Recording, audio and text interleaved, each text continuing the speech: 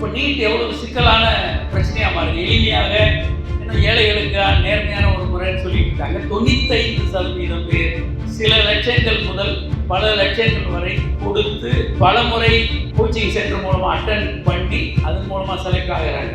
இந்த நீட்டில் பொறுத்த வரைக்கும் ஏகே ராஜன் கமிட்டி, தமிழ்நாடு அரசு அமைத்த ஏகே ராஜன் கமிட்டியினுடைய அறிக்கையில் 99% மருத்துவக் கல்லூரியில் சேர்றவங்க எல்லாரும் கோச்சிங் சென்டர் வழியாக தான் வர்றாங்க. 1% மட்டுமே நேரடியாக வரவங்க, கோச்சிங் சென்டர் போகாதவங்க.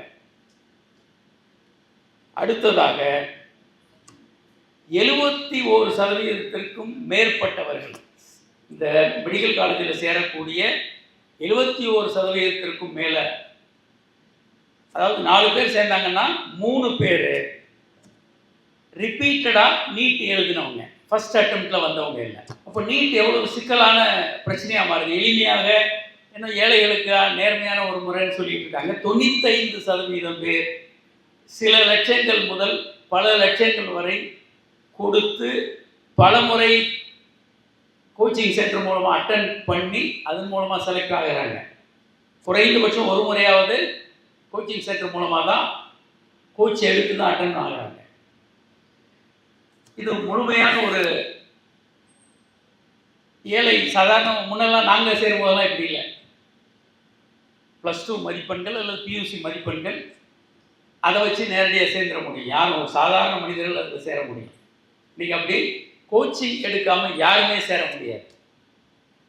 இன்றைக்கு 24ல் ஒரு சிபிஐ என்கொயரி நடக்குது இந்த நீட் எக்ஸாமை, அல்லது ஏகே ராஜன் கமிட்டி மாதிரி ஒரு கமிட்டி போட்டு என்கொயரி பண்ணோம்னா 3வது பிரச்சனையாக என்ன வந்து நிற்கும்?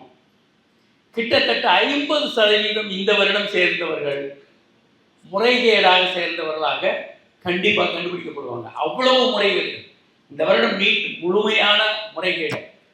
இதில் ஏதோ ஒரு இடத்துல ஒரு தப்பு நடந்தது அப்படின்னா அது பரவாயில்ல, புரிஞ்சிக்க முடியும். நம்ம ஒரு இவ்வளோ பெரிய ஒரு பெரிய இந்தியாவில் வந்து எக்கச்சக்கமான 24 லட்சம் பேர் எழுதக்கூடிய ஒரு பரீட்சையில் இங்கே ஒரு தப்பு நடக்கலாம். ஆனால் தேர்வு அறிவித்ததிலிருந்து இன்றைக்கு வரைக்கும் தொடர்ச்சியான எல்லா நிலைகளையும் ஊழல் இல்லை. இது மற்றவர்களை பொறுத்த வரைக்கும் ஏதோ ஒரு ஊழல் அப்படின்ற அளவுக்கு போயிடும். ஆனால் தமிழ்நாடெல்லாம் பொறுத்த வரைக்கும் பல்வேறு தமிழகத்தில் ஒவ்வொரு வருடமும் மாணவர்களுடைய தற்கொலைகளை நம்ம பார்க்க முடியும், உயிரிழக்கிறத நம்ம பார்க்க முடியும். அதுதான் இதனுடைய சீரியஸ்னஸ். ஏதோ ஒரு மார்க்கு தப்பாக போச்சு அப்படி இல்லை. கிட்டத்தட்ட இந்த வருடம் 50% பேர் ஒரு ஊழல் மூலமாக சேர்ந்தவர்களாக இருப்பாங்க. ஏன், என்னென்ன முறைகேடுகள் இருக்குது நான் எளிமையாக சொல்லிடுறேன், பின்னால் வர்றவங்க நிறைய டீட்டெயிலாக சொல்ல இருக்கிறாங்க. முதலாக தேர்வு அனௌன்ஸ் பண்ணி டேட்டெல்லாம் முடிஞ்சு எக்ஸாம் டேட் அனௌன்ஸ் பண்ணும்போது திரும்ப திடீர்னு நிறைய பேர் அப்ளை பண்ணலை, அப்ளிகேஷன் திரும்ப அவங்க கொடுக்கலாம்னு ஒரு விண்டோ பீரியடு 24 மணி நேரம் அரசாங்கம் அனௌன்ஸ் பண்ணாங்க. அந்த 24 மணி நேரம் 24,000 பேர் புதிதாக நீட்டுக்கு அப்ளை பண்ணாங்க. பல பேர் விட்டு போகலாம் எக்ஸாமில், ஆனால் ஒவ்வொரு எக்ஸாமில் இப்படியெல்லாம் கொடுப்பாங்களா என்ன? ஆனால் இந்த முறை திட்டமிட்ட 24,000 பேருக்கு தேதியெல்லாம் முடிந்த பிறகு மறு விண்டோ ஓப்பன் பண்ணி அவங்கள உள்ள விட்டாங்க. அங்கேருந்தே முறைகேடுகள் ஆரம்பமாச்சு. அடுத்து பேப்பர் லீக் ஆகும். பல சென்டரில் பேப்பர் லீக் ஆச்சு. பாட்னாலெல்லாம் ரொம்ப மோசமாக பேப்பர் லீக் ஆகி அது போலீஸ் எஃப்ஐஆர் ஃபைல் பண்ணி அதை நேஷ்னல் டெஸ்டிங், அந்த என்டிஏ நேஷனல் டெஸ்டிங் அத்தாரிட்டி, அவங்க கிட்ட சொன்னோம்னா அவங்க இதை கண்டுக்கவே இல்லை. இந்த பேப்பர் லீக் விஷயத்தை சீரியஸாக பாட்னா போலீஸ் எஃப்ஐஆர் ஃபைல் பண்ணி கோர்ட்டு கொண்டு போகுது. அதுபோல் இப்போ நிறைய இடங்களில் லீக் இப்போ வந்துக்கிட்டு பத்திரிகையில் வந்துக்கிட்டே இருக்குது. ஒவ்வொரு நாளும் வருது, அரெஸ்ட் பண்ணுறாங்க நிறைய மாணவர்களை, பல ஏஜென்ட்ஸ் அரெஸ்ட் பண்ணிட்டு இருக்காங்க. அடுத்து 3வதாக திடீர்னு இந்தியாவில் பல இடங்கள்ல இருந்து குஜராத்தில் இருக்க ஒரு பர்டிகுலர் சென்டரில் எல்லாரும் எக்ஸாம் எழுத அப்ளை பண்ணுறாங்க. அவன் எங்கேயோ படிச்சுக்கிட்டு இருக்கிறான், திடீர்னு குஜராத்தில் ஒரு குறிப்பிட்ட சென்டருக்கு எல்லாரும் எனக்கு அந்த சென்டரை கொடுங்கன்னு வர்றாங்க. அங்கே அந்த சென்டரில் நடத்தக்கூடிய ஹெட்டும் அந்த காலேஜுடைய பிரின்சிபாலும் சேர்ந்து, நீங்கள் தவறாக எதையும் எழுதிட வேண்டாம், கொஞ்சமாக கூட எழுதுங்க, இல்லை எழுதாமல் கூட கொடுங்க, வெத்து பேப்பர் கூட வச்சுருங்க அப்படின்னு சொல்லிட்டு ஒவ்வொருத்தையும் செக்காகவும் நேரடியாகவும் பல லட்சம் ரூபாய்களை வாங்கி கொண்டு அவர்களுக்கெல்லாம் ஆன்சரை சொல்லி கொடுத்தாங்க. அந்த செக்காகவே வாங்கியிருக்காரு பணத்தை முதல் முறையாக. இப்போ அந்த சென்டரோட ஹெட்டையும் பிரின்சிபலையும் கைது பண்ணியிருக்கிறாங்க. அடுத்து நாலாவதாக, இதுவரைக்கும் நீட் அப்படின்னா யாரும் ஏன்னா நெகட்டிவ் மார்க் இருக்கு. அப்போது ஒருத்தர் 2 பேர் 720 மார்க் 100க்கு 100 மார்க் எடுக்கலாம், ஏன்னா நெகட்டிவ் மார்க் இருக்கிறதுனால குறைஞ்சிடும். ஆனால் முதன்முறையாக ஒரே ஒரு சென்டரில் ஹரியானாவில் பக்கத்தில் எழுதுங்க 8 பேர் 720 மார்க் எடுத்திருக்காங்க.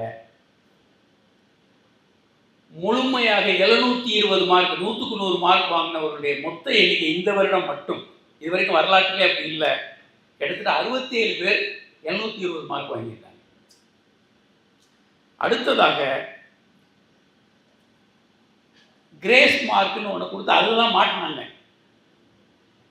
இதுவரைக்கும் இந்த மாதிரி ஒரு ப்ரொசீஜரே கிடையாது. ஒரு 635 மார்க் வாங்கிய ஒரு நபருக்கு கிரேஸ் மார்க்காக கிட்டத்தட்ட 90 மார்க் கொடுத்து 720 மார்க் அவர் வாங்கியிருக்கார். இதுதான் பிரச்சனைக்கு காரணமாக இருந்தது. கிட்டத்தட்ட 1500 பேருக்கு மேலே கிரேஸ் மார்க்குன்னு கொடுத்துருக்குறாங்க. இது என்ன காரணத்துக்காக கொடுத்தாங்க, அதனுடைய அடிப்படை என்ன, எதுவுமே தெரியல. இதை தவிர இன்னும் நிறைய ஊழல்கள் வந்துக்கிட்டே இருக்கு. பேப்பர் மாற்றி கொடுத்தது, அந்த மாதிரி நிறைய ஹிந்தியில் எழுதணும்னு சொன்ன மாணவர்களுக்கு ஆங்கிலத்தில் கொடுத்துட்டாங்க பேப்பரை. அப்புறம் 4 மணி வரைக்கும் அவங்கள வெயிட் பண்ண சொல்லிவிட்டு 4 மணிக்கு ஹிந்தி பேப்பர் கொடுத்து அரை மணி நேரத்தில் எல்லாத்தையும் முடிக்கணும்னு சொல்லி அவங்கெல்லாம் இப்போ குய்யோ முறைன்னு கத்திக்கிட்டு இருக்காங்க இந்த சென்டரில். ஏன்னா அரை மணி நேரத்தில் மொத்த டெஸ்ட்டை எழுதி முடிக்கணும். அது ஒரு பக்கம் பிரச்சனை. ஏராளமான பிரச்சனைகள் ஓடிக்கிட்டு இருக்கு.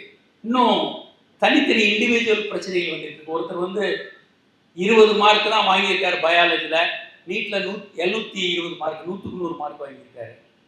இன்னும் ஒரு கதை சொல்கிறாங்க, 0 மார்க் வாங்கியிருக்காங்க ஒருத்தர் கெமிஸ்ட்ரியிலே, என்னவோ நீட்டில் 720 மார்க் 710 மார்க் வாங்கினாங்க. இந்த கதையெல்லாம் வீடியோக்களாக வந்துக்கிட்டு இருக்கு. டிவிக்கள்லையும் ஒளிபரப்பியிருக்காங்க, சில விஷயங்கள் யூடியூப்லேயும் நிறைய வந்துக்கிட்டு இருக்கு. இந்த வருடம் மிகப்பெரிய முறைகேடு, நிறைய இடத்துல பேப்பர் லீக் ஆகிருக்கு. கிட்டத்தட்ட ஃபஸ்ட்டு மார்க்குன்றதே ஏராளமான பேர் வாங்கியிருக்காங்க. இவ்வளோ பேர் இது வரைக்கும் சரித்திரத்தில் யாரும் வாங்கினதில்லை. அதிகபட்சம் 2, ஒருத்தர் 0 அல்லனா யாருமே வாங்க முடியாமல் இருக்கும். வரலாற்றில் முதல் முறையாக 67 பேர் 720 முழுமை மார்க் வாங்கியிருக்காங்க. அப்போ நீட் என்பதே முற்றிலுமாக ஒரு ஊழல் மலிந்த விஷயமாக மாறியிருக்கு. இன்னும் நிறைய ஊழல்கள் இருக்குது. நம்ம விருந்தினர்கள் சிறப்புரையாற்றவங்க இதை டீட்டெயிலாக அவங்களுக்கு சொல்லுவாங்க. அடுத்து சிறப்புரையாற்றுறதுக்கு நம்ம நிறைய ஆழமாக பேச இருக்கிறாங்க. நன்றி.